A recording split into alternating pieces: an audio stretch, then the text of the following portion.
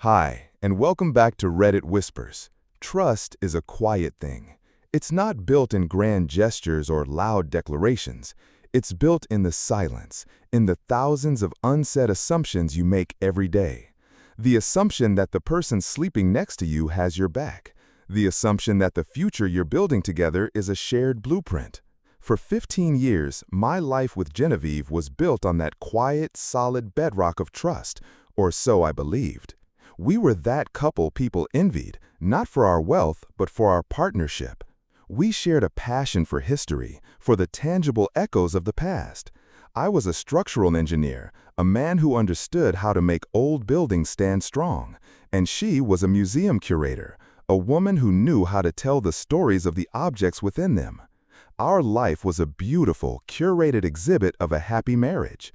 The centerpiece of our future, the keystone of our shared dream, was an inheritance from my grandfather. He was a brilliant, reclusive man, a bibliophile who had spent his life amassing one of the finest private collections of rare first-edition books in the country.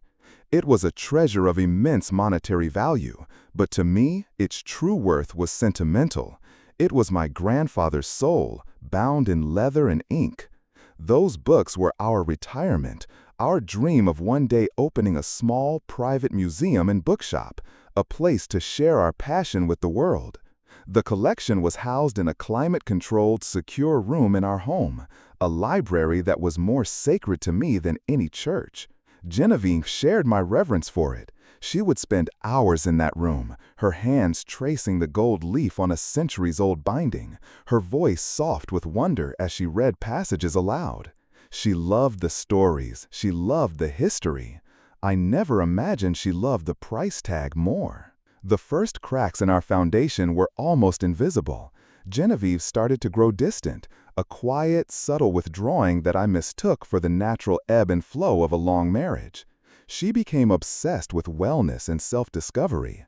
She started attending expensive, week-long wellness retreats, exclusive gatherings at remote spas where attendees were encouraged to disconnect from their old lives to find their authentic selves.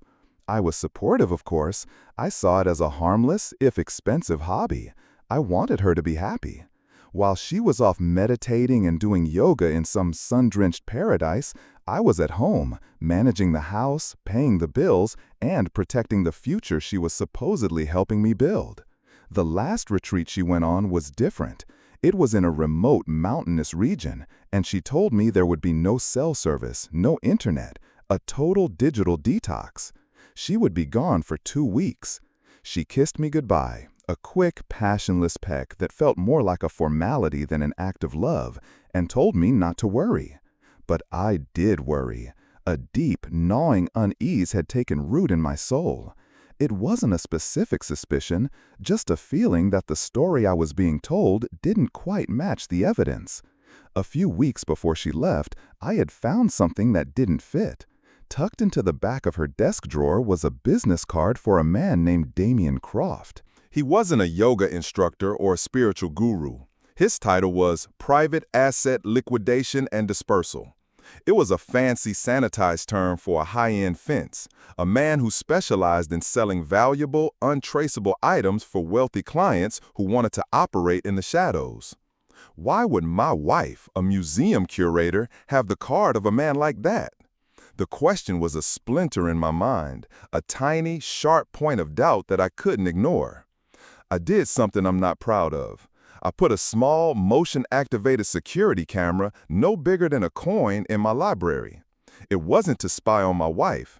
It was to protect my grandfather's legacy from a threat I couldn't yet name.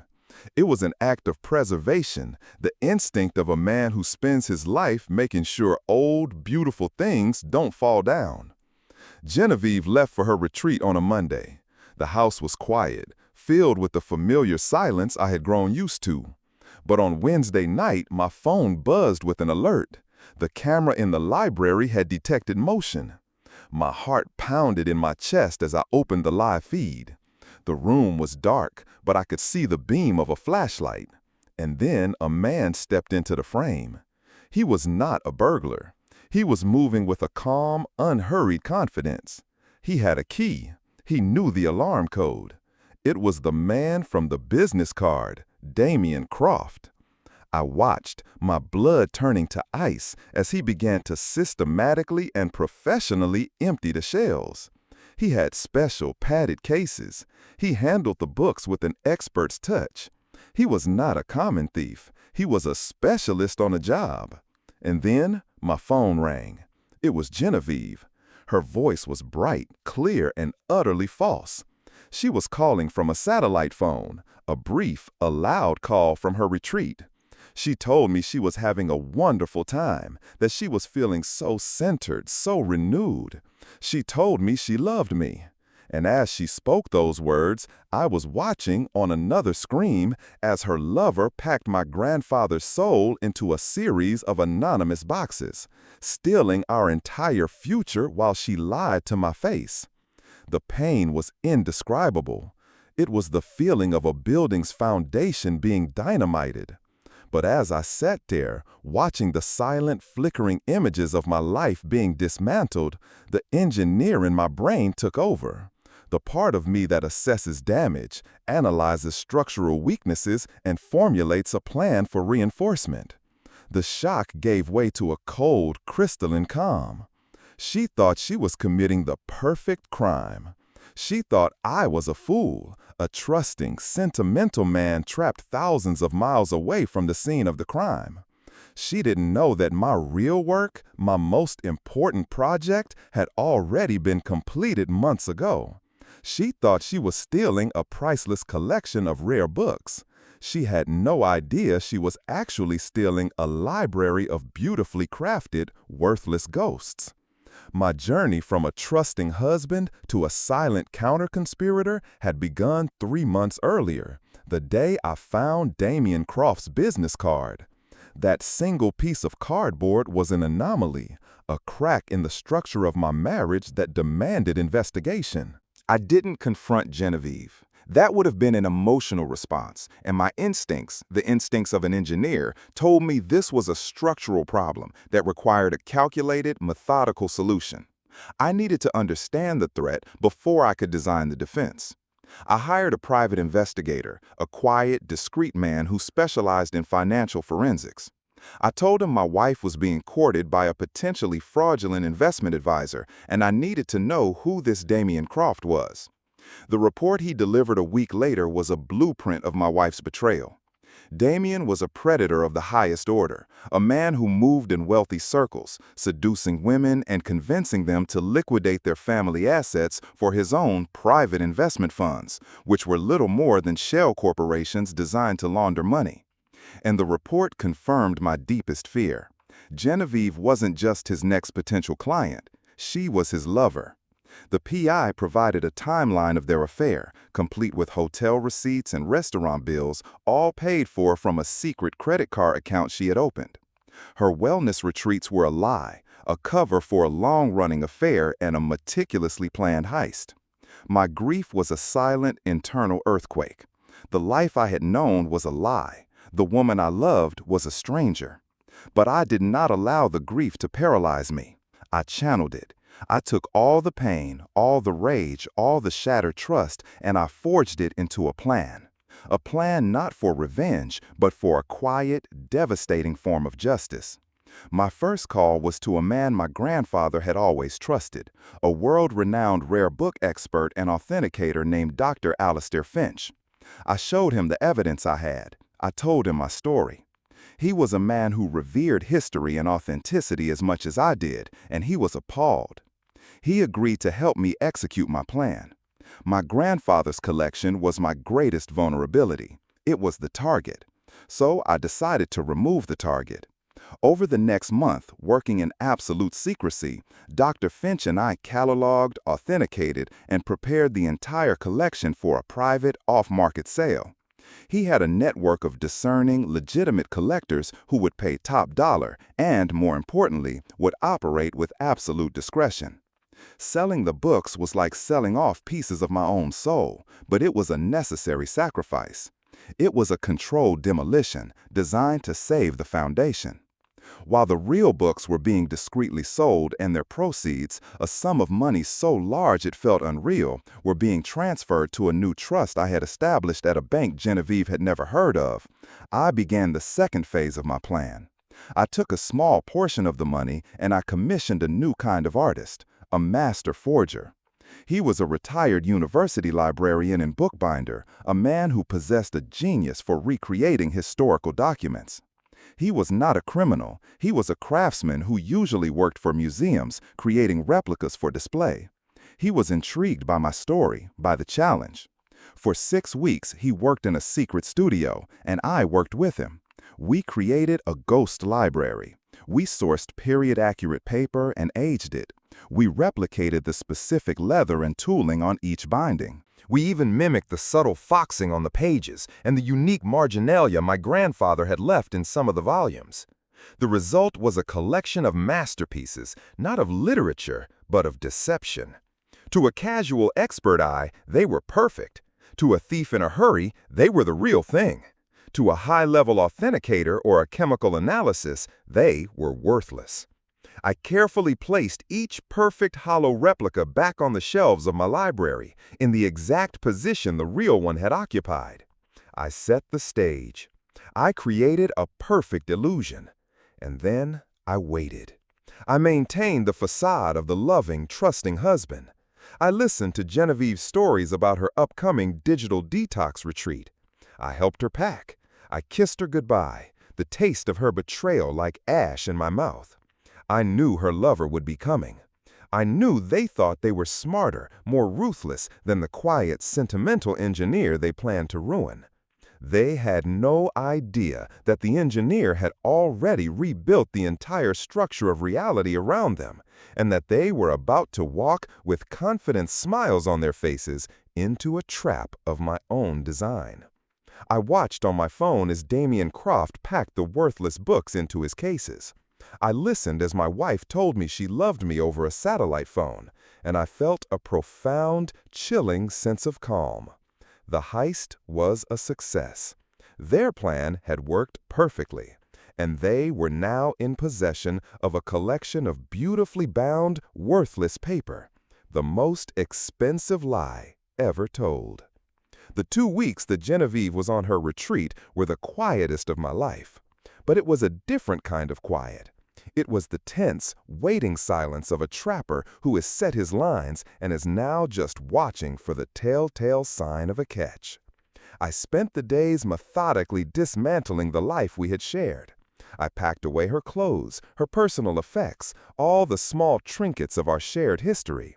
I was not just erasing her from the house. I was excavating my own life from the ruins of our marriage. It was a painful, necessary process. I was a man preparing for a future I had never imagined, a future I would have to build alone. On the day she was scheduled to return, the email arrived. It was almost identical to the one I had been dreading, the one my heart had already rehearsed 100 times. It was cold, clinical, and utterly devoid of emotion. She informed me that she would not be coming home. She had, during her time of deep reflection, realized that our marriage was over. She had met someone. She wanted a divorce. And then came the part that was the centerpiece of her grand betrayal. She wrote that she knew I would be devastated, but she had tried to make the separation as equitable as possible. She confessed that she had taken the book collection. She framed it as a necessary act, a way to secure her half of our marital assets without a messy, protracted legal battle. She believed she was a genius, a master strategist who had flawlessly executed a plan that left me with no recourse. The email ended with the same hollow wish for my future happiness and a note that her lawyer would be in touch. Her timing was perfect. She had struck while I was, in her mind, at my most vulnerable, emotionally shattered and financially ruined. She expected me to crumble, to be so overwhelmed by the shock and grief that I would be powerless to fight back. She had completely and utterly underestimated me. I replied to her email with a single sentence. I understand. I'll be waiting for the paperwork. My quiet compliance must have been the final confirmation she needed.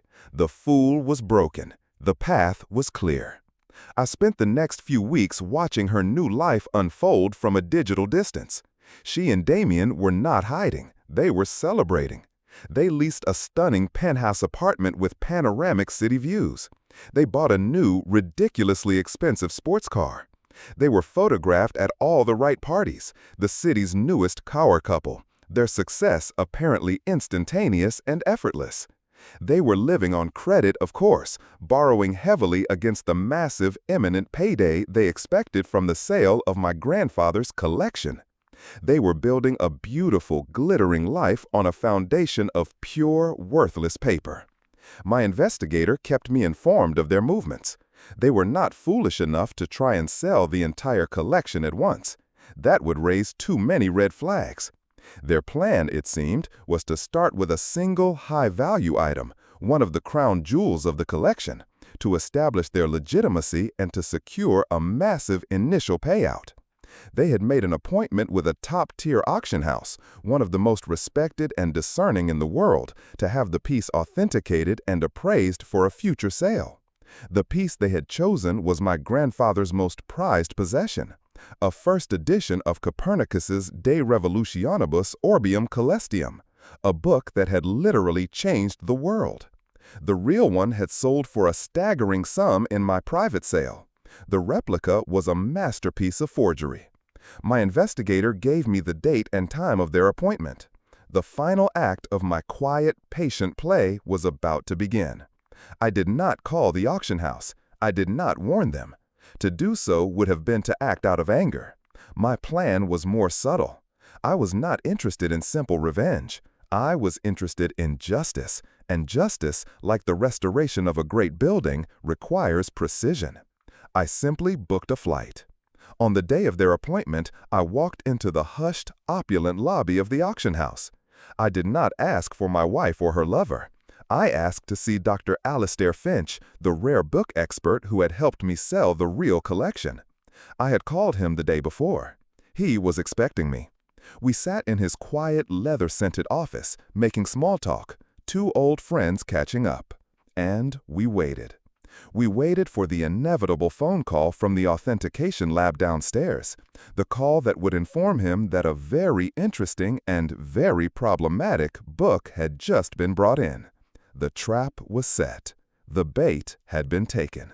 And the self-proclaimed masterminds were about to discover that the quiet, sentimental man they had robbed was the one who had written the entire script of their downfall. The look on their faces, I imagined, would be a masterpiece all its own. The call came about an hour later. Dr. Finch answered, listened for a moment, his expression a perfect mask of scholarly interest. "How fascinating," he said into the phone. "Yes, please ask them to wait. I'd like to see this for myself. I have a colleague here who might also find it of interest." He hung up the phone and looked at me, a slow, grim smile touching his lips. "The Copernicus," he said. "It seems your wife is ready for her appraisal." We walked down a series of quiet, carpeted corridors to a private viewing room. The door was slightly ajar. Through the opening, I could see them. Genevieve and Damien were sitting at a large, polished table, the book, my grandfather's replica, resting on a velvet cushion between them. They looked confident, victorious, two predators admiring their kill. They were laughing, already spending the millions in their minds. A young, nervous-looking expert was examining the book with a magnifying glass, his expression growing more and more confused. This was the moment. Dr. Finch pushed the door open and we walked in. The casual, confident atmosphere in the room evaporated. Genevieve saw me first. Her laugh died in her throat, replaced by a choked, strangled gasp. All the color drained from her face, leaving a pale, waxy mask of pure, uncomprehending shock. She looked at me as if I were an apparition, a ghost who had walked out of the past to haunt her glorious new present. Damien's reaction was a beat slower. He saw the look on Genevieve's face, then his eyes flicked to me, and then to the world-renowned expert, Dr. Finch, standing beside me.